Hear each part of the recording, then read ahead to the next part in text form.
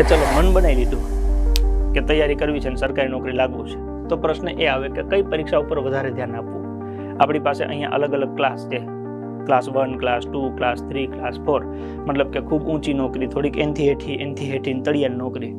તો એમાંથી આપણે ક્યાંથી શરૂઆત કરવું, તો એ પરિસ્થિતિ ઉપર જાય. માની લો કે તમે ભણવામાં ખૂબ હોશિયાર હતા. ઉદાહરણ તરીકે મારા મામાની એક દીકરી છે, એને 10માં 90% આવ્યા, કે 92 જેવા. પછી એને પૂછ્યું કે આગળ તમારે શું કરવું. સહજ છે કે 90થી વધારે ટકા હોય 10માં, એટલે આપણે સાયન્સ વિચારીએ. તો એને કીધું કે મારે તો કલેક્ટર બનવું છે, IAS બનવું છે. તો પછી મેં કીધું આર્ટ્સ કરી નાખીએ આપણે.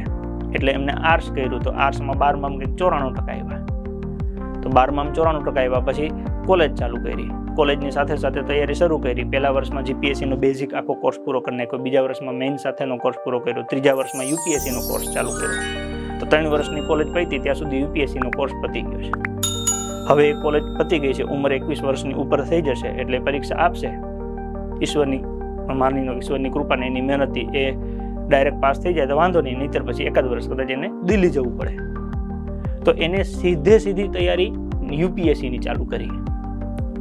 તેમાં બિલકુલ ખોટું નથી, પણ સામે એ છે કે એ તૈયારી કરવા માટે એ લાયક છે. લાયક એટલા માટે છે કે 10મા ધોરણમાં એને નક્કી કરી લીધેલું કે મારે IAS બનવું છે, એટલે 11-12 આર્ટ્સ કર્યું. એ જ વિષય ભણ્યા જે એમને પરીક્ષામાં કામના હતા, એમને કોલેજ એ જ વિષયોમાં કરી જે એમને આગળ કામના હતા. એટલે એમની તૈયારી આખી 5 વર્ષથી ચાલતી હતી, 11-12 અને 3 વર્ષ કોલેજના.